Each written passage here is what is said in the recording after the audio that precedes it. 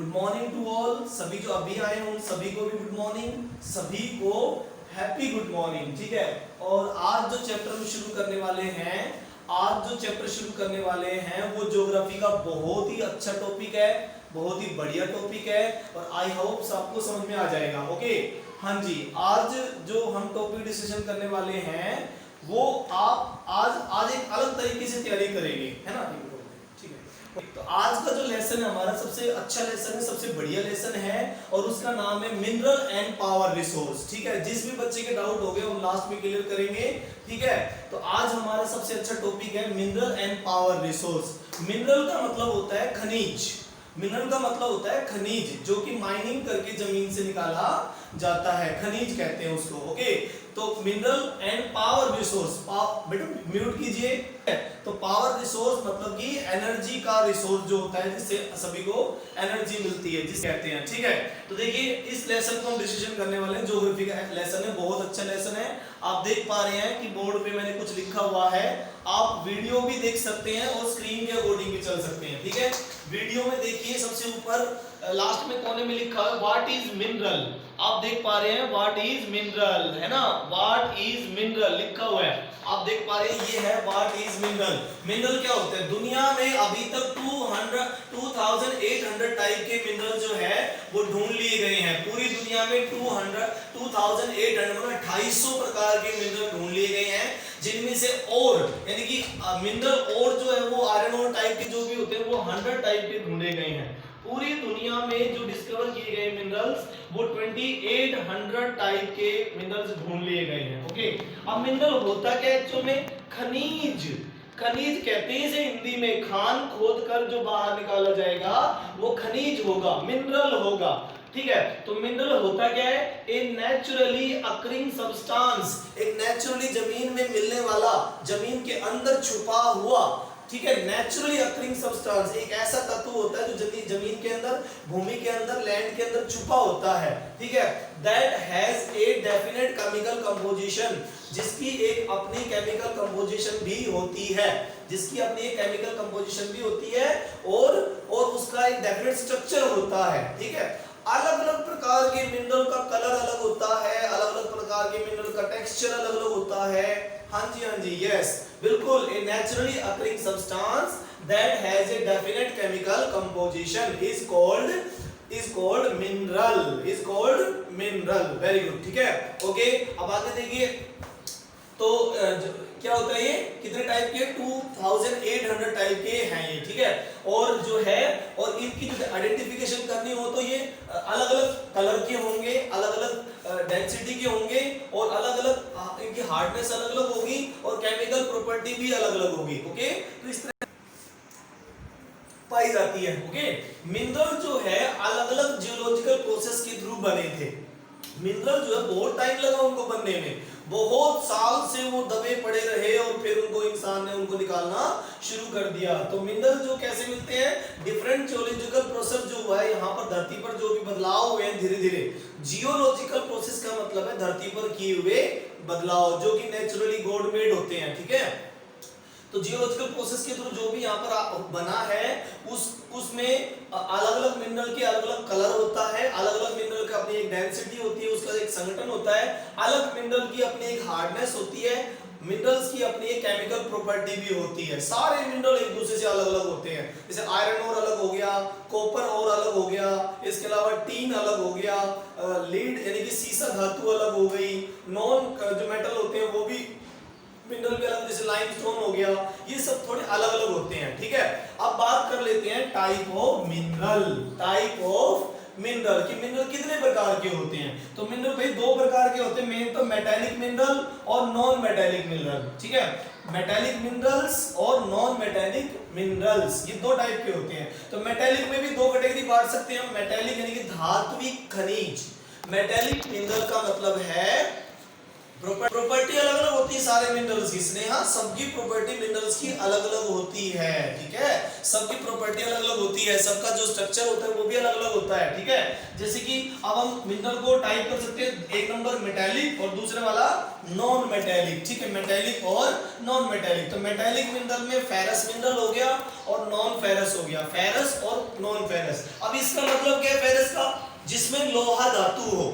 Ferrous का मतलब ऐसा कोई मेटेलिक मिनरल, कोई धात्विक खनिज, ऐसा कोई धात्विक खनिज जिसके अंदर लोहा पाया जाए।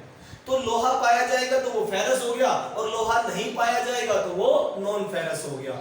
ज्यादातर मेटेलिक मिनरल होते हैं वो हार्ड होते हैं, हार्ड सब्सटेंस, यस, हाँ जी हाँ जी बिल्कुल। क्रोमाइट भी मेटेलिक मिनरल, क्रोमाइट देखो लिखा हुआ है यहाँ पे, क्रोमाइट क्या मेटेलिक मिनरल है, बिल्कुल क्रोमाइट एक मेटेलिक मिनरल्स है, ठीक है, तो जिसके अंदर हार्ड सब्सटेंस होते हैं। अब देखो मिनरल, ये मिनरल की खासियत और होती है, मिनरल हीट कंडक्टर होते हैं, गर्म हो जाते हैं, ओके। मिनरल जो होते हैं वो हीट कंडक्टर होते हैं, मतलब उनकी जो प्रॉपर्टी होती है वो जो हीट को अब्सॉर्ब करने वाली होती है, वो हीट को अब्सॉर्ब कर लेते हैं। मिनरल की एक और खासियत है कि वो इलेक्ट्रिसिटी कंडक्टर भी होते हैं। क्रोमाइट का यूज होता है बेटा, क्रोमाइट का अलग अलग जो इंडस्ट्रीज होती है उस इंडस्ट्रीज के अंदर क्रोमाइट का बहुत यूज होता है, अलग अलग जो इंस्ट्रूमेंट बनाने में यूज होता है, ठीक है। तो मेटेलिक मिनरल जो होते हैं वो दो टाइप के होंगे, फेरस और नॉन फेरस। इनकी खासियत है कि हार्ड सब्सटेंस होते हैं ये, ओके। ये मिनरल जो होते हैं मेटेलिक मिनरल, कौन से मेटेलिक मिनरल, ये हीट कंडक्टर भी होते हैं और इलेक्ट्रिसिटी कंडक्टर भी होते हैं, तार बनाए जाते हैं। अब देखो कि मेटेलिक मिनरल के तार बनाए जाते हैं और उनमें बिजली जो है फ्लो की जाती है, इलेक्ट्रिसिटी फ्लो करती है उसमें, तो फ्लो करती है तो वो क्या हो गया, इलेक्ट्रिसिटी का कंडक्टर हो गया, ओके। उसके बाद देखिए कौन कौन से मेटेलिक मिनरल हो सकते हैं, आयरन ओर, आयरन ओर का मतलब है लोहे का अयस्क। भाई ऐसा तो है नहीं कि अर्थ आपको जमीन से कुछ भी निकाल के आराम से दे देगी, मिक्स आता है, जमीन से जो चीज निकाली जाएगी वो मिक्स होगी, मतलब उसमें सारी चीजें मिक्स होगी, मिट्टी भी मिक्स होगी, पत्थर भी मिक्स होगा, उसमें आयरन भी मिक्स होगा, तो जो मिक्स होगा वो ओर, ठीक है। अगर उसमें आयरन की परसेंटेज ज्यादा मिले, अगर उसमें 95% से भी ज्यादा या 90% से ज्यादा आयरन हो तो वो आयरन ओर बन गया। अगर उसमें मैग्नीज ज्यादा हो तो मैग्नीज ओर बन गया। अगर उसमें क्रोमाइट ज्यादा हो तो क्रोमाइट ओर बन गया। इन ओर का मतलब है कि वो मिक्सचर जो जमीन से मिक्सचर के रूप में निकाला गया उसको ओर कहते हैं, ठीक है। तो मेटेलिक मिनरल में आयरन हो गया, मैग्नीज हो गया और क्रोमाइट हो गया, ये सारे क्या होते हैं, मेटेलिक मिनरल्स होते हैं, ठीक है। और जो नॉन मेटेलिक, जो कि नॉन फेरस होंगे, ये तो हो गए फेरस, आयरन और मैग्नीज और क्रोमाइट, ये तो हो गए सारे फेरस, आयरन और मैग्नीज और क्रोमाइट, ये तो फेरस मिनरल हो गए, फेरस मेटल हो गई। और ये है नॉन फेरस, नॉन फेरस जिसमें लोहा नहीं पाया जाता, गोल्ड, गोल्ड में क्या लोहा होता है, नहीं होता। सिल्वर, चांदी, चांदी में भी आयरन और नहीं होता, आयरन नहीं होता उसमें भी। और कॉपर, कॉपर में भी आयरन नहीं होता। तो जिसमें आयरन नहीं होगा वो नॉन फेरस, और जिसमें आयरन होगा वो फेरस। सीधी सी बात है भाई, बिल्कुल सिंपल सी बात है, जिसमें आयरन होगा वो फेरस होगा और जिसमें आयरन नहीं होगा वो नॉन फेरस होगा, सीधी सिंपल सी बात है। तो जिसमें आयरन है वो आयरन और मैग्नीज और क्रोमाइट, जिसमें आयरन नहीं है वो हो गया गोल्ड, सिल्वर और कॉपर, ये नॉन फेरस हो गए, ठीक है। तो मेटेलिक के दो पार्ट्स में आ गए, हाँ जी हाँ जी, ओके। अब अगला देखिए नॉन मेटेलिक, अब बात करते हैं जिसमें धातु नहीं होती। ऐसे खनिज भी होते हैं जिनमें धातु नहीं होती, धातु नहीं, कोल में कहा धातु है, कोयला जो है उसमें धातु कहां होती है, मेटल होती नहीं उसमें, ठीक है। तो वो हो गई non metallic, do not contain metals, ऐसी नॉन मेटल जिसके अंदर, ऐसा मिनरल जिसके अंदर बेस्ड है। तो देखिए नॉन मेटल, ऐसा मेटल जिसमें मेटल्स नहीं होती, मतलब ऐसा मिनरल जिसमें, हाँ हाँ बिल्कुल बिल्कुल, लस्टर में है, वो खींचे जा सकते हैं तार उसके, ठीक है। तो नॉन मेटल में कौन कौन से, लाइमस्टोन नॉन मेटल है जिसमें मेटल्स नहीं मिलती। लाइमस्टोन के अलावा माइका, माइका जो होती है, माइका का यूज होता है बहुत सारे बिजली के खंभों पर यूज होता है। माइका जो होती है वो बहुत ज्यादा रेजिस्टेंस होती है, बहुत अच्छी रेजिस्टेंस होती है हीट की और इलेक्ट्रिसिटी की, तो माइका हो गया। जिप्सम हो गया, जिप्सम के पत्थर, जिप्सम के पत्थर से तो सीमेंट बनाई जाती है, जिप्सम के पत्थर से सीमेंट भी बनती है, ठीक है। और जो है ये फर्टिलाइजर भी तो बनते हैं जिप्सम से, जिप्सम से तो फर्टिलाइजर भी बनते हैं, ठीक है। तो नॉन मेटेलिक जिसमें मेटल नहीं है, डू नॉट कंटेन मेटल, तो नॉन मेटेलिक मिनरल हो गया। इसमें लाइमस्टोन हो गया, माइका हो गया, जिप्सम हो गया, ठीक है। इसके अलावा इसमें फ्यूल मिनरल भी होते हैं जो नॉन मेटेलिक ही होते हैं। फ्यूल मिनरल मतलब नॉन मेटेलिक, तो कौन कौन से हो गए? कोल हो गया, ये भी नॉन मेटेलिक है। कोल में कहां मेटल नहीं होती। लाइमस्टोन क्या है? चूने का पत्थर। चूने का पत्थर तो बेटा घरों में कड़ी करते हैं अपन, है ना, कड़ी का पत्थर, जो कड़ी पेंट करने में काम आता है, वो कड़ी भिगो देते हैं, लाइमस्टोन। लाइमस्टोन हो गया ना वो, वैसे कड़ी के पत्थर, तो वो लाइमस्टोन हो गया। और फ्यूल मिनरल में कोल हो गया, पेट्रोलियम हो गया, ठीक है। हाँ जी, gold is both are lustre, हाँ ये बिल्कुल सही है। गोल्ड और ये दोनों लस्टर होते हैं, मतलब कि इनको पीट पीट के चद्दरें बनाई जा सकती हैं, तार खींचे जा सकते हैं, तो लस्टर हो गया टेक्सचर में, ओके। उसके बाद देखिए फ्यूल मिनरल में कोल हो गया और पेट्रोलियम। फ्यूल में कोल और पेट्रोलियम ये दोनों क्या है? नॉन मेटेलिक, ये हो गए दोनों नॉन मेटेलिक, ओके। अब देखिए इन जो मिनरल्स होते हैं इनका हम आर्क से एक्सट्रैक्शन कैसे करते हैं, इन मिनरल को जमीन से निकालते कैसे हैं। तो तीन तरह की प्रोसेस होती है। Number 1 mining process, number 2 drilling process और नंबर 3 क्वेरिंग प्रोसेस, ठीक है। हाँ, सभी गैस भी नॉन मेटेलिक है, बिल्कुल। तो पहला हो गया माइनिंग, दूसरा हो गया ड्रिलिंग और तीसरा हो गया क्वेरिंग। माइनिंग, ड्रिलिंग, क्वेरिंग, जिससे मिनरल को जमीन से बाहर निकाला जाएगा या बाहर पड़े हुए जमीन के मिनरल को यूज किया जाएगा। तो वो क्या हो गए? माइनिंग, ड्रिलिंग और क्वेरिंग, तीन टाइप की प्रोसेस होगी। चलो इन तीन टाइप की प्रोसेस को समझ लेते हैं बारी बारी, ठीक है। इन तीनों टाइप की प्रोसेस को अब हम समझ लेते हैं बारी बारी, ओके। हाँ, सभी लिक्विड भी नॉन मेटेलिक होते हैं, लेकिन नहीं, अगर आयरन ओर को हम जो है आयरन ओर को तो बेटा आप अपनी माइनिंग की मिनरल्स को अर्थ से निकालने के लिए सबसे इंपॉर्टेंट होता है माइनिंग, ठीक है। तो माइनिंग मतलब कि on the surface of earth की सरफेस पर जो एक्सट्रैक्शन किया जाता है, जो मिनरल निकालने की प्रोसेस की जाती है, उसमें सबसे पहला होता है mining on the earth surface. Mining दो टाइप की होती है। माइनिंग मतलब खान खोदना, माइनिंग का मतलब जमीन को खोदना, खोद कर उससे मिनरल निकालना, ठीक है। तो माइनिंग दो टाइप की हो सकती है, ओपन कास्ट माइनिंग और shaft mining. Open cast mining और शाफ्ट माइनिंग। तो ओपन कास्ट क्या होती है भाई? जमीन को थोड़ा सा ऊपर से साफ किया, सोचो जमीन को थोड़ा सा मिट्टी हटाई और उसको खोदना शुरू कर दिया, तो वो क्या हो जाएगी? Open cast. Shallow depth remove मतलब कि थोड़ी सी ऊपर की मिट्टी की परत हटाई जाएगी, ठीक है। 1 foot 2 foot 3 foot 4 foot 5 foot उसकी मिट्टी की परत हटाई और खोदना शुरू कर दिया, तो वो क्या हो जाएगी? Open cast mining. Shallow depth remove की जा रही है, ऊपर से हटाई जा रही है थोड़ी थोड़ी। और दूसरा वाला हो गया शाफ्ट माइनिंग, ये होती है गहराई की माइनिंग, अंदर तक खोदा जाएगा। क्या किया जाएगा? बोर किया जाएगा, डीप बोर, अंदर तक खोद दिया जाएगा, बोरिंग कर दी जाएगी अंदर, और फिर मिनरल को निकाला जाएगा। जैसे पेट्रोलियम निकालते हैं, पेट्रोलियम ऊपर थोड़ी ना मिलेगा। मान लो आपने आयरन और ऊपर खोद लिया, लेकिन पेट्रोलियम तो जमीन के नीचे मिलेगा, तो ऐसी माइनिंग को क्या कहते हैं? Shaft mining. दो टाइप की होती है mining, open cast mining, shallow depth पे, हम शैलो डेप्थ को रिमूव कर लेंगे, ओके। और ये देखिए आ जाएगी वॉइस बेटा, कोई बात नहीं। तो देखिए ओपन शाफ्ट कौन सी होगी? माइनिंग दो टाइप की होती है। माइनिंग का मतलब मिनरल को निकालना, खोदना, ठीक है। हाँ जी। ओपन कास्ट माइनिंग में आयरन ओर निकल सकता है, आयरन ओर निकलता है, कॉपर निकलता है, ओपन कास्ट माइनिंग, ठीक है। हाँ, सारे लगभग मिनरल जो ओपन कास्ट माइनिंग से निकालते हैं हम लोग। और ये हो गया शाफ्ट माइनिंग, डीप बोर करके, अंदर से बोर करके पेट्रोलियम निकाल लिया हमने, मान लो एलपीजी निकाल ली हमने, एलपीजी के अलावा हमने क्या कर दिया? पेट्रोलियम निकाल लिया, एलपीजी निकाल ली, सीएनजी निकाल ली अंदर से, तो वो क्या हो गया? सारा शाफ्ट माइनिंग हो गया। ग्रेट डेप्थ डीप बोर, ठीक है, ओके। अब बात करते हैं ड्रिलिंग की। ड्रिलिंग दूसरे टाइप का, पहला हो गया माइनिंग, मिनरल को एक्सट्रैक्शन करने का, मिनरल को बाहर निकालने के तरीके तीन। पहला तो हो गया माइनिंग, अब दूसरा वाला है ड्रिलिंग, यस, ठीक है। हाँ जी, बोर डेप्थ में मिलता है, बिल्कुल। तो ड्रिलिंग, इसको डीप वेल किया जाता है, गहरा कुआं। अब बोर की बात नहीं कर रहे हम, एक चौड़ा सा कुआं खोदा जाएगा, एक बड़ा सा कुआं खोद लेंगे और उस कुएं के अंदर से फिर धीरे धीरे निकालना शुरू कर देंगे और जो मशीनें लग जाएंगी वहां पे और मशीनों से टोकरियों में भर भर के बाहर पहुंचा देंगे उसे।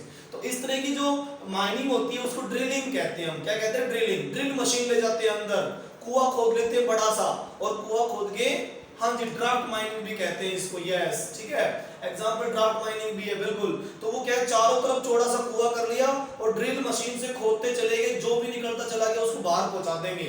ये बोर जैसा नहीं होता लेकिन बड़ा कुआं टाइप में होता है, बड़ा कुआं बना लेते हैं वो, ठीक है। तो इस तरह से बहुत जगह पर ड्रिलिंग होती है। यस, माइनिंग को दोबारा एक्सप्लेन कर रहा हूं मनीष। माइनिंग क्या होती है? दो टाइप की होती है माइनिंग, मतलब खान खोदना। यस, ठीक है, खान खोदना, open cast mining shallow depth पे होती है और शाफ्ट माइनिंग अंदर गहराई में की जाती है। ओपन कास्ट माइनिंग अर्थ के सरफेस पे शैलो डेप्थ को रिमूव करके थोड़ी सी मिट्टी को हटाकर और फिर उसको खान खोद लेते हैं, और ये हो गई अंदर की बोर। और ये दूसरे वाला हो गया ड्रिलिंग, गहरा कुआं बनाया जाएगा और कुएं को खोद खोद के उसके अंदर मिनरल निकाले जाएंगे। और थर्ड हो गई क्वेरिंग, कुआं भी नहीं खोदना और बोर भी नहीं करनी, कुआं भी नहीं खोदना, बोर भी नहीं करनी, ऊपर जो चट्टानें पड़ी हुई हैं उनको तोड़ फोड़ कर लेना है, ऊपर पड़ी हुई चट्टानों को, ठीक है। मिनरल लाई नियर सरफेस, जो ऊपर ही पड़े हुए हैं चट्टानों के रूप में, रॉक्स के रूप में, उनको तोड़ फोड़ कर लेंगे और तोड़ फोड़ उनको सिंपली डग आउट, जो कि आसानी से खोदे जा सकते हो, जिनके लिए ना तो बोर करनी पड़े ना कुआं खोदना पड़े, वो क्या कहलाएगी? क्वेरिंग। क्या कहलाएगी? क्वेरिंग। तीन टाइप की हो गई, माइनिंग, ड्रिलिंग और क्वेरिंग। माइनिंग, ड्रिलिंग और क्वेरिंग क्या है? ये मिनरल को एक्सट्रैक्ट करने का तरीका।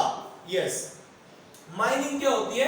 जमीन से खोदना, खोदना, माइनिंग का मतलब जमीन खोदना, उसको खान खोदना, खान, ठीक है। क्वेरिंग, यस, हाँ, सबसे आसान है क्वेरिंग, तो सबसे आसान है। तो भाई ऊपर जो पड़ा है उसको तोड़ना फोड़ना है, सीधी सी बात है। जो ऊपर पड़ा हुआ है, हाँ, ये होती है ना, मेघालय में यूज होती है। मेघालय के ऊपर जो पड़े हुए कोयला पड़ा हुआ, लोग तोड़ रहे हैं उस कोयले को, तोड़ तोड़ के ले जा रहे हैं। मेघालय में रेड होल माइनिंग हो गई है। मेघालय जो हमारा स्टेट है, वहां पे ऊपर पड़े हुए कोयले को सबने चोरी कर लिया है, रेड होल माइनिंग बोलते हैं वहां पे।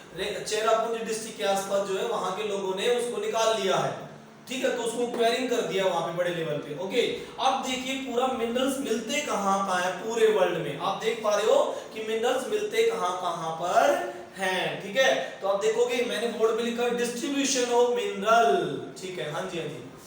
बाकी मैंने फाइव बेटा निशिका जो निकाल लेते हैं, कॉपर भी मिल जाता है, ऊपर से तो बहुत सारी चीजें मिल जाती हैं, ओके। लेकिन एलपीजी जो पेट्रोलियम है वो तो अंदर से मिलता है, ओके। अब बात करते हैं एशिया में कौन कौन सा कंट्री क्या क्या मिनरल्स होता है वहां पर। तो भाई एशिया में चाइना नंबर 1 है, चाइना और रशिया, हाँ जी, चाइना, चाइना में सबसे ज्यादा, एशिया का जो कंट्री है चाइना, चाइना में और रशिया में, दो कंट्री में बहुत ज्यादा मिनरल निकलते हैं। चाइना और इंडिया में आयरन ओर बहुत निकलता है, चाइना और मलेशिया में टीन का प्रोड्यूसिंग बहुत ज्यादा होता है, चाइना में लीड और टंगस्टन भी बहुत होते हैं, टंगस्टन भी बहुत होते हैं, ठीक है। यस, हाँ, ओपन कास्ट माइनिंग और क्वेरिंग थोड़ी सी सेम है, लेकिन ओपन कास्ट माइनिंग की थोड़ी मिट्टी हटानी पड़ती है। देखो थोड़ा सा डिफरेंस है बेटा, थोड़ी मिट्टी हटानी पड़ती है, लेकिन इसमें तो मिट्टी नहीं हटानी पड़ रही, उसमें तो मिट्टी हटानी पड़ रही है थोड़ी सी। ओपन कास्ट में तो मिट्टी हटानी पड़ रही है, लेकिन इसमें तो नहीं करना पड़ रहा, थोड़ा सा अंतर ही हो गया। अब बात करते हैं एशिया में कौन कौन सी कंट्री है, चाइना और इंडिया, आयरन ओर, यस, ठीक है। और चाइना मलेशिया में टीन, टीन का जो मेटल है वो बहुत निकलता है। चाइना में लीड मतलब कि सीसा और टंगस्टन की जो मेटल होती है वो बहुत निकलती है, ठीक है। और इसके अलावा यूरोप, एशिया के बाद यूरोप, एशिया में तो ये कंट्री चाइना नंबर 1 हो गया, और इसके अलावा इंडिया भी है, मलेशिया भी, ये भी है, और रशिया भी है। लेकिन इसके अलावा यूरोप, यूरोप कंट्री में सबसे ज्यादा जो आयरन ओर निकलता है वो यूरोप है, पूरे वर्ल्ड में यूरोप में सबसे ज्यादा निकलता है, और लीड ज्यादा निकलता है वहां पे, लीड भी, आयरन ओर भी खूब निकलता है, लीड मतलब सीसा, और जिंक भी निकलता है, मैग्नीज भी बहुत निकलता है यूरोप में, ठीक है। कॉपर भी बहुत निकलता है यूरोप में, कॉपर मतलब यूरोप की कंट्री जैसे जर्मनी हो गया, इंग्लैंड हो गया, जर्मनी, इंग्लैंड। हाँ, क्वेरिंग तो भैया क्वेरिंग ज्यादा होती है बेटा, क्वेरिंग तो ज्यादा होती है, और एक ओपन शाफ्ट और ड्रिलिंग कम होती है, क्यूरिंग ज्यादा होती है। आप देखोगे ना पत्थर तोड़ने वाले क्रैशर वगैरह, क्यूरिंग तो हो रही है, ये सारी पत्थर तोड़ रहे हैं, है ना, पहाड़ के पत्थर तोड़े, क्वेरिंग तो हो रही है, ये पत्थर तोड़ना क्वेरिंग कहलाती है। ओके, उसके बाद देखिए अब बात करते हैं यूरोप की। यूरोप में ज्यादा निकलता है आयरन ओर, यूरोप में कॉपर बहुत है, यूरोप में लेड सीसा बहुत है, यूरोप में जिंक बहुत है, और यूरोप में मैग्नीज भी बहुत निकलता है। कौन कौन सी कंट्री? जर्मनी, जर्मनी के बाद में पोलैंड, जर्मनी के बाद पोलैंड, पोलैंड के बाद में फ्रांस, फ्रांस के बाद पोर्तुगीज, ऐसे बहुत सारे, इंग्लैंड में भी बहुत सारे निकलता है मिनरल। ठीक है, तो यूरोप की ये कंट्री हो गई। इसके अलावा फिर नॉर्थ अमेरिका, कौन सा है? North America. नॉर्थ अमेरिका में कनाडा, कनाडा, नॉर्थ अमेरिका में कनाडा जो पार्ट है वहां पर भी, हाँ जी हाँ जी, gold is also a mineral, gold is also a mineral. Okay, तो देखिए नॉर्थ अमेरिका में कनाडा, एप्लाशियन एरिया, एप्लाशियन मतलब अप्लाशियन का माउंटेन एरिया, अप्लाशियन का माउंटेन एरिया, और फिर उसके बाद यूरेनियम बहुत निकलता है नॉर्थ अमेरिका में। यूरेनियम से एटॉमिक पावर में अमेरिका इसलिए नंबर 1 हो गया है, यूरेनियम बहुत निकलता है इसलिए अमेरिका एटॉमिक पावर में नंबर 1 है। ठीक है, उसके बाद में कॉपर भी बहुत निकलता है, आयरन ओर भी बहुत है, निकिल भी बहुत है, और गोल्ड भी बहुत है। अमेरिका, नॉर्थ अमेरिका में कनाडा, अप्लाशियन में बहुत सारा आयरन ओर, निकिल, गोल्ड और यूरेनियम और कॉपर निकलता है। ठीक है, तो ये नॉर्थ अमेरिका हो गया।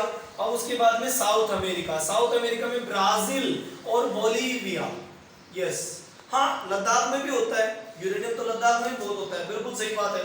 तो देखिए ब्राजील और बोलीविया, ब्राजील और बोलीविया में बहुत सारा टीन निकलता है, टीन धातु, जिसके टीन को लोहे में मिलाकर हार्ड कर लिया जाता है और स्टील भी तैयार कर लेते हैं। ठीक है, तो ये देखिए, और चिले और पेरू कंट्री में बहुत सारा मिनरल निकलता है, चिले और पेरू कंट्री, चिले और पेरू कंट्री में बहुत सारा आयरन और मिनरल वगैरह निकलता है, और बहुत अच्छे लेवल पे टीन भी वहां पर निकलता है। तो ये हो गया मिनरल का distribution all over the world, Asia, Europe, north America, south America. इसके अलावा अफ्रीका में भी बहुत निकलते हैं, अफ्रीका में भी बहुत सारी जगह पर, जैसे कि अर्जेंटीना हो गया, इसके अलावा अल्जीरिया हो गया, Algeria, Argentina, Morocco, south Africa, Africa के बहुत सारे कंट्री में निकलता है। ठीक है, अफ्रीका भी मिनरल में नंबर 1 है, अफ्रीका भी बहुत ज्यादा। अफ्रीका के जो कंट्री है, जैसे कि ये आपका नाइजर हो गया, नाइजीरिया हो गया, गोल्ड कोस्ट घाना हो गया, ऐसे बहुत सारे कंट्री अफ्रीका के जहां पर भी खूब मिनरल निकलता है। ठीक है, बहुत निकलता है वहां पर भी। अब बात करते हैं अगले टॉपिक की। यस, मिनरल सरकॉम बहुत साल से मिल रहा है वहां पे, बहुत साल से, लाखों साल से मिनरल वहां पर लोग जो पड़ा हुआ है लाखों साल से, और लोग क्या उस मिनरल को निकाल रहे हैं। ओके, अब बात करते हैं, ठीक है, रॉक्स, रॉक्स। ठीक है, rocks is an aggregate mineral, rocks is an aggregate mineral. Rocks क्या होती है? मिनरल्स का एग्रीगेट होता है विदाउट डेफिनेट कंपोजिशन, उसके अंदर कोई डेफिनेट कंपोजिशन नहीं होती। Yes, a rock is a aggregate mineral but without definite composition of constituent is called mineral rocks। ठीक है, वो मिनरल कहलाएगी, रॉक्स कहलाएगी। ओके, वो मिनरल्स उसमें हो जाएंगे, कॉन्स्टिट्यूएंट मिनरल नहीं होंगे उसमें, और उस तरह मिक्स हो जाएगा, वही आ जाएगी बेटा।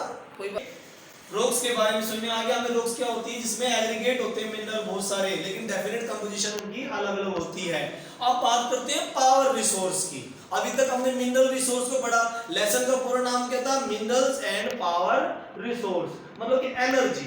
देखो, एनर्जी हमें बहुत सारी जगह पर चाहिए, बिजली की जरूरत हमें बहुत पड़ती है, फैक्ट्री को चलाने के लिए हमें मिनरल की जरूरत, पावर रिसोर्स की जरूरत पड़ती है। पावर रिसोर्स में कोल हो गया, टाइडल एनर्जी हो गई, हाइडल पावर हो गई, ऐसे बहुत सारी जो एनर्जी के रिसोर्स होते हैं जो हमें यूज करने होते हैं, फैक्ट्रियां चलानी पड़ती है। ठीक है, कोई बात ऊपर मिल जाए। बात करते हैं पावर रिसोर्स। पावर रिसोर्स जो है क्या होता है? पावर रिसोर्स मतलब एनर्जी रिसोर्स की बात कर रहे हैं, जिससे फैक्ट्रियां चलती है, जिससे बहुत सारी इंडस्ट्री चलती है, जिससे घरों में सारा वर्क होता है। यस, हाँ, कर लो, कोई बात नहीं। ठीक है, तो एनर्जी, पावर रिसोर्स या एनर्जी रिसोर्स को दो पार्ट में डिवाइड किया जा सकता है। एक कन्वेंशनल सोर्स ऑफ एनर्जी, एक होता है non conventional source of energy. Conventional source of energy, non conventional. अभी कन्वेंशनल नॉन कन्वेंशनल क्या होते हैं वो बताता हूं मैं। भाई ऐसी एनर्जी के रिसोर्स जो पुराने टाइम से यूज किए जा रहे हैं, जो कि काफी टाइम से 50 साल 100 साल से यूज किए जा रहे हैं, वो सारे क्या होंगे? Conventional energy resource, traditional energy resource.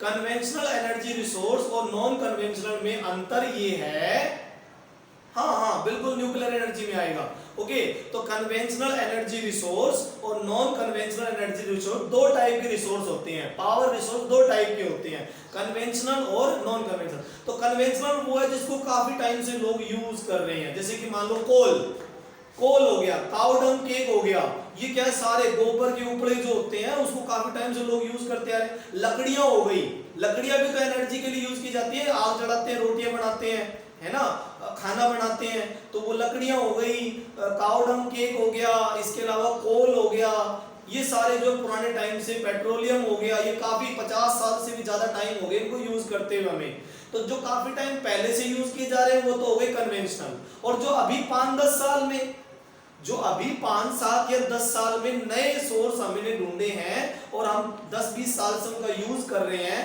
वो हो गए नॉन कन्वेंशनल।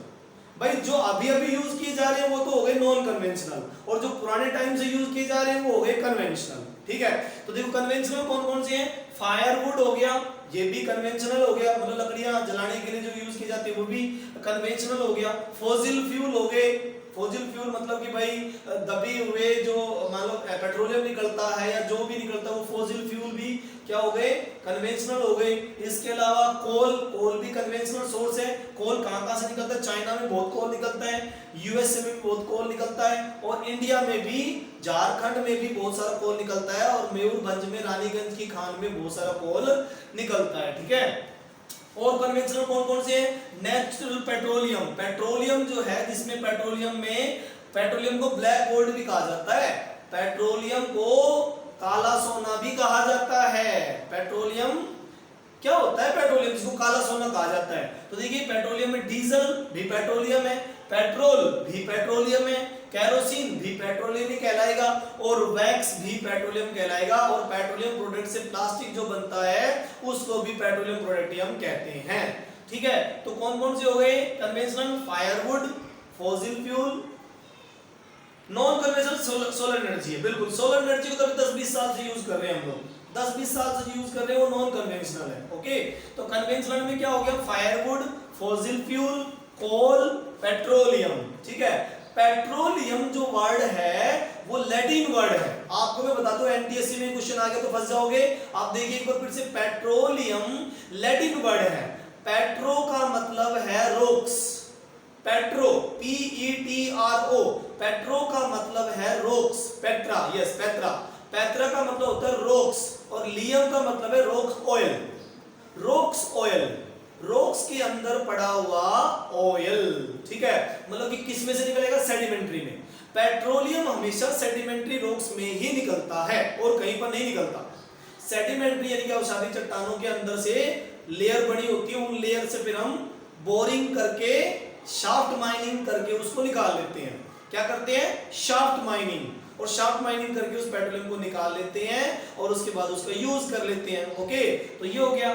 तो पेट्रोलियम लैटिन वर्ड है पेट्रा, पेट्रा PETRA, पेट्रा मतलब रोक्स, और ओलियम मतलब ऑयल। तो पेट्रोलियम मतलब रोक ऑयल, मतलब चट्टानों का तेल, है ना, पेट्रोलियम। और कौन सी चट्टानें, कौन सी चट्टानें बताई मैंने? सेडिमेंट्री। कौन सी चट्टानें? सेडिमेंट्री। ठीक है, सेडिमेंट्री से निकलता है भाई ये ऑयल। ठीक है, कौन सा? पेट्रोलियम। तो क्या क्या पेट्रोलियम होता है? डीजल भी पेट्रोलियम होता है, पेट्रोल भी पेट्रोलियम होता है, केरोसिन भी पेट्रोलियम होता है, और वैक्स भी पेट्रोलियम होता है। इसको ब्लैक गोल्ड भी कहा जाता है। नहीं, हाँ, नॉन कन्वेंशनल भी है, नॉन एग्जॉस्टेबल भी है, बिल्कुल सही है। अब देखिए नेचुरल गैस, पेट्रोलियम का जो पार्ट है वो कहां पर निकलती है? रशिया में बहुत निकलती है नेचुरल गैस। LPG भी निकलती है, CNG भी निकलती है। CNG मतलब कंप्रेस्ड नेचुरल गैस। CNG की फुल फॉर्म जो नेचुरल गैस ही होती है उसको कहा जाता है कंप्रेस्ड नेचुरल गैस, CNG, जो कार और गाड़ियों में यूज की जाती है, बसों में यूज की जाती है CNG। ओके, और ये कहां निकलती है? रशिया में, नॉर्वे में, यूके में और इंडिया में। ये कहाँ का निकलती है? रशिया में, नॉर्वे में, यूके में और इंडिया में। इंडिया में गोदावरी कृष्णा का जो डेल्टा है, गोदावरी नदी और कृष्णा नदी जो इंडिया का डेल्टाई एरिया, वहां पर इसको निकालते हैं। एग्रीगेट का मतलब होता है जिसमें सारा कुछ मिक्स हो। एग्रीगेट में सभी का एवरेज हो, सभी मिनरल का एवरेज उसमें हो, ठीक है। तो देखिए हम बात कर रहे थे नेचुरल रिसोर्स की, नेचुरल गैस की, तो ये निकलती है रशिया से, नॉर्वे से, यूके और इंडिया से नेचुरल गैस निकलती है। अब बात करते हैं कन्वेंशनल में हाइडल पावर, बिजली यानी कि पानी से बनने वाली बिजली, तो वो हाइडल पावर, तो ये कहां से बनती है? सबसे ज्यादा पूरे वर्ल्ड में पैराग्वे, पैराग्वे यानी कि south America, Uruguay, Paraguay south America के ही कंट्री हैं, तो पैराग्वे में सबसे अच्छी हाइडल पावर बनाई जाती है और ब्राजील भी नंबर 1 है, इंडिया भी नंबर 1 है हाइडल पावर में। हाइडल पावर मतलब कि बिजली, ठीक है। हम बात कर रहे थे इंडिया में हाइडल पावर की, तो इंडिया में देखिए मैं बता रहा था कोल वगैरह, पेट्रोलियम वगैरह इन सब के बारे में, तो इंडिया में नेचुरल गैस भी इंडिया में निकलती है, रशिया में भी नेचुरल गैस निकलती है, नॉर्वे और उरुग्वे, पैराग्वे में भी निकलती है, ठीक है। अब बात करते हैं non conventional source of energy. Non conventional का मतलब होता है कि ऐसे एनर्जी रिसोर्स जो अभी 10-20 साल में यूज किए गए हैं, वो कौन कौन से हैं? सोलर एनर्जी नॉन कन्वेंशनल है, इसके अलावा बायोगैस भी नॉन कन्वेंशनल है, इसके अलावा विंड एनर्जी भी नॉन कन्वेंशनल है, ठीक है। मतलब कि सोलर एनर्जी मतलब कि सोलर प्लेट बना ली जाती है, फोटोवोल्टिक प्लेट क्या होती है? फोटोवोल्टिक प्लेट से सन रेज को अब्सॉर्ब कर लिया जाता है और फिर बाद में उसको स्टोर कर लेते हैं बैटरीज में, और उसके बाद इन्वर्टर के थ्रू वो लाइट यूज कर ली जाती है, घरों में लाइटिंग के लिए, पंखे वगैरह चलाने के लिए काफी यूजफुल होती है ये, ओके। उसके बाद में सोलर एनर्जी के बाद बायोगैस। बायोगैस क्या होते हैं? गांव, आपको बताइए इंडिया जो भारत जो है वो कृषि प्रधान देश है, क्या है वो? कृषि है, यहाँ पे कृषि बहुत होती है, ठीक है। तो ऐसे में कृषि वाले देश में जहां पर एग्रीकल्चर बहुत होती है और पशु भी ज्यादा रखे जाते हैं, वहां पर बायोगैस प्लांट लगा लिए जाते हैं, वहां पर बायोगैस प्लांट लगा लेते हैं जो कि non conventional source of energy होती है, और उससे बायो एनर्जी से हम क्या करते हैं? अपने जो है भोजन पका लेते हैं और बहुत सारा काम कर लेते हैं। तो बायोगैस एनर्जी मतलब जानवरों के गोबर से, कूड़े करकट कचरे से जो टैंक के अंदर सड़ाया जाएगा और मीथेन गैस निकलेगी, उससे मीथेन गैस से क्या बन जाएगी? फिर बायोगैस। ये क्या है? Non conventional source of energy, क्योंकि पहले इसको यूज तो करते नहीं थे, अभी हम इसको यूज करने लगे हैं, तो ये हो गया non conventional source of energy, biogas, okay. अब तीसरा वाला है विंड एनर्जी। कई जगह ऐसे होते हैं जहां पे हवा बहुत तेज चलती है, बहुत स्पीड पे चलती है हवा, तो ऐसे में स्पीड वाली जगह पर जहां हवा बहुत तेज चलती है, राजस्थान हो गया, जैसलमेर का, बाड़मेर का खुला एरिया है, रेगिस्तानी एरिया, बहुत तेजी से हवा आती है, बहुत तेज गति से हवा आती है, तो वहां पर उस तेज गति से आने वाली हवा से विंड मिल्स, क्या? विंड मिल्स घुमाई जाती है। विंड मिल मतलब कि तेजी से विंड मिल बना लेते हैं, हवा के पंखे लगा देते हैं, बड़े बड़े पंखे लगा देते हैं, और उससे वो विंड मिल घूमती है और एनर्जी तैयार कर लेते हैं, तो वो क्या बन जाती है? विंड एनर्जी तैयार हो जाती है, विंड एनर्जी तैयार हो जाती है, और उससे बिजली, इलेक्ट्रिसिटी वगैरह तैयार कर देते हैं डायनेमो की हेल्प से, ओके। अब उसके बाद बात करते हैं कौन से सबसे अच्छे जो विंड एनर्जी में, नीदरलैंड और जर्मनी, यूरोप का नीदरलैंड और जर्मनी विंड पावर में, विंड एनर्जी बनाने में नंबर 1 है। क्या है? नंबर 1 है। जर्मनी और नीदरलैंड नंबर 1 है यूरोप में विंड एनर्जी को तैयार करने में, ओके। अब उसके बाद करते हैं न्यूक्लियर पावर की। न्यूक्लियर यानी कि एटॉमिक पावर, आणविक शक्ति। न्यूक्लियर पावर मतलब आणविक शक्ति, उससे न्यूक्लियर पावर से क्या किया जाता है? बिजली भी तैयार कर सकते हैं, उसके अलावा फैक्ट्री की मशीनें भी चलाई जा सकती है, इलेक्ट्रिसिटी तैयार कर सकते हैं, उससे और भी बहुत सारे जो है न्यूक्लियर एनर्जी से बॉयलर चलाई जा सकती हैं, फैक्ट्रियों के बॉयलर है ना, बॉयलर जो कि पिघलाने का काम करते हैं, वो बॉयलर भी चलाए जा सकते हैं। और मेडिकल में यानी कि मेडिकल टूरिज्म में जो दवाइयाँ या जो हॉस्पिटल वगैरह होते हैं, वहां पर भी न्यूक्लियर एनर्जी का यानी कि एक्सरेज, फोटोवोल्टिक्स में उन सब में यूज किया जाता है, तो वो क्या हो जाता है? Nuclear power. इंडिया में यूरेनियम लद्दाख में बहुत निकलता है, केरल में मोनोजाइट सैंड जो होती है वहां पर यूरेनियम बहुत निकलता है, ठीक है, थोरियम बहुत निकलता है, मोनोजाइट सैंड से थोरियम निकाला जाता है केरला में, ठीक है। तो उससे भी काफी हमारा यहाँ पर बढ़िया काम है न्यूक्लियर एनर्जी का इंडिया में, ठीक है। न्यूक्लियर एनर्जी, न्यूक्लियर पावर एक नया अभी अभी यूज किया गया एक नया, मतलब कि अभी 5-7-10 साल से न्यूक्लियर एनर्जी को बढ़िया ढंग से 10-20 साल से इसको यूज कर रहे हैं हम, ठीक है। हमारा 1998 में पहला एटॉमिक रिसर्च राजस्थान के पोखरण में किया गया था, राजस्थान के पोखरण में किया गया था एटॉमिक रिसर्च, ठीक है। उसके बाद में हम जो एटॉमिक पावर में धीरे धीरे बेस्ट बनते जा रहे हैं, ओके। अब जो बच गया अगला जियोथर्मल पावर। अभी जियोथर्मल पावर क्या होती है? अर्थ के अंदर जो मैग्मा पड़ा हुआ है, वो मैग्मा जब बाहर आता है तो हीट बाहर आती है। अगर इस हीट का यूज कर लिया जाए, एक बार दोबारा देखिए, अर्थ के अंदर जो मैग्मा पड़ा हुआ है और जब वो बाहर आता है, ब्रेक करके तोड़ फोड़ करके बाहर जब आता है, वोल्केनिक एक्टिविटी होती है या अर्थक्वेक जब आते हैं तो वो मैग्मा बाहर आता है, लावा बाहर आता है, बहुत ज्यादा गर्म होता है वो। तो ऐसे गर्म लावा से, मैग्मा से अगर वाटर बॉयलर बना दिए जाए, वाटर बॉयलर जो यूज किया जाए उसको वहां पे, उससे वाटर बॉयलर में पानी को स्टीम बनाया जाए, तो स्टीम एनर्जी से बिजली तैयार की जा सकती है। मतलब कि जियोथर्मल पावर का मतलब ये है कि धरती के अंदर से निकलने वाला मैग्मा और लावा, उस गर्म लावे से पानी को बॉयल करके स्टीम तैयार की जा सकती है और स्टीम से फिर डायनेमो को चलाया जा सकता है और डायनेमो चलेगा तो इलेक्ट्रिसिटी भी तैयार हो सकती है, ठीक है। तो ऐसी एनर्जी जो अर्थ के अंदर से बाहर आई और इंसान ने उसको यूज कर लिया, आदमी ने उसने यूज कर लिया, रिसोर्स के रूप में यूज कर लिया, तो वो क्या बन गए? जियोथर्मल एनर्जी, मतलब कि non conventional source of energy, ठीक है। और लास्ट बच गई टाइडल पावर। क्या बच गई? Tidal power. टाइडल पावर क्या होती है? ज्वारीय शक्ति। समुद्र किनारे पर, गुजरात के कोस्टल एरिया पे, तमिलनाडु के कोस्टल एरिया पे, वेस्ट बंगाल के कोस्टल एरिया पे, जहां पर तटीय भाग होते हैं, जहां पर तट होता है, समुद्र तट होता है, वहां समुद्र के अंदर से तेजी से बहती हुई लहरें और तेजी से बहता हुआ पानी अंदर आता है, ज्वार भाटा आते हैं। क्या आते हैं? ज्वार भाटा। नीप एंड टाइड्स। क्या आते हैं? नीप एंड टाइड्स, ठीक है। टाइड मतलब पानी ऊपर चढ़ जाता है और नीप मतलब पानी नीचे उतर जाता है समुद्र की ज्वारीय शक्ति से, ठीक है। तो उससे, ठीक है, तो उससे नीप एंड टाइड बन जाते हैं और जब पानी अंदर आ जाता है कोस्टल एरिया पे, तो उस पानी को एक वाल शीट से रोक लिया जाता है और फिर बाद में उसी पानी को नैरो चैनल, कुछ पाइपिंग सिस्टम कर लिए जाते हैं, नैरो चैनल से फिर उसको वापस गिराया जाता है और उससे टरबाइन घूमते हैं और उससे क्या तैयार कर लेते हैं? इलेक्ट्रिसिटी तैयार कर लेते हैं।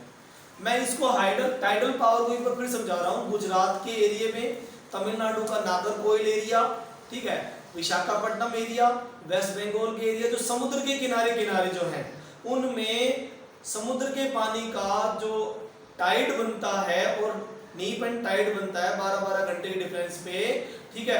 तो उस 12 घंटे डिफरेंस में बनने वाले नीप एंड टाइड का हम यूज कर सकते हैं, उस पानी को स्टोर कर लिया जाता है और बाद में नैरो चैनल के थ्रू, छोटे छोटे पाइपों के थ्रू उसको टरबाइन पे गिराया जाएगा और टरबाइन पे गिरने के बाद में वो टरबाइन घूमेंगे और घूमने के बाद इलेक्ट्रिसिटी तैयार की जा सकती है। तो इस तरह के ये क्या है? नए सोर्स ऑफ एनर्जी है। अब इन दोनों में डिफरेंस क्या है? समझने की बात है कि कन्वेंशनल और नॉन कन्वेंशनल का यूज क्या है, क्या क्या डिफरेंस है। तो भाई conventional source of energy, petroleum वगैरह, कोल वगैरह, ये एग्जॉस्टेबल है, मतलब एग्जॉस्टेबल मतलब खत्म हो जाएंगे, फिनिश हो सकते हैं। Conventional source of energy finish हो सकती है, लेकिन non conventional source of energy finish नहीं हो सकती, ये रिन्यू हो जाती है। विंड एनर्जी रिन्यू हो जाएगी, टाइडल पावर फिर से रिन्यू हो जाएगी, जियोथर्मल एनर्जी फिर दोबारा से आएंगे, ठीक है। तो ये रिन्यूएबल है और पॉल्यूशन फ्री होती है। नॉन कन्वेंशनल पॉल्यूशन नहीं करती इतना ज्यादा। जियोथर्मल के अलावा कोई और एनर्जी नहीं है जो कि पॉल्यूशन कर सकती है। इसके अलावा जो ये कन्वेंशनल सोर्स ऑफ एनर्जी, ये पॉल्यूशन भी करते हैं। पेट्रोलियम देख लीजिए, कोल देख लीजिए, जब आप इसको यूज करोगे, जलाओगे तो पॉल्यूशन होगा। तो ये तो पॉल्यूशन वाला हो गया कन्वेंशनल सोर्स ऑफ एनर्जी, और ये नॉन पॉल्यूशन हो गया, नॉन पॉल्यूटेड, ये एनवायरनमेंट को पॉल्यूट नहीं करते और फ्री ऑफ कॉस्ट रिन्यू हो सकते हैं। नॉन कन्वेंशनल रिन्यू हो सकते हैं, इनको रिन्यू होने में टाइम लगेगा, हो सकते हैं रिन्यू लेकिन टाइम लगेगा। तो ये इसका मेन डिफरेंस हो गया है, ठीक है। तो आई होप आपको सारा लेसन क्लियर समझ में आ गया होगा, ठीक है। आज का जो चैप्टर था मिनरल एंड एनर्जी रिसोर्स, आपको बहुत सही से समझ में आ गया होगा। जिस बच्चे को डाउट है वो प्लीज मुझे जो है बात करें मुझसे, व्हाट्सअप भेजें। Okay, thank you, have a nice day, thank you.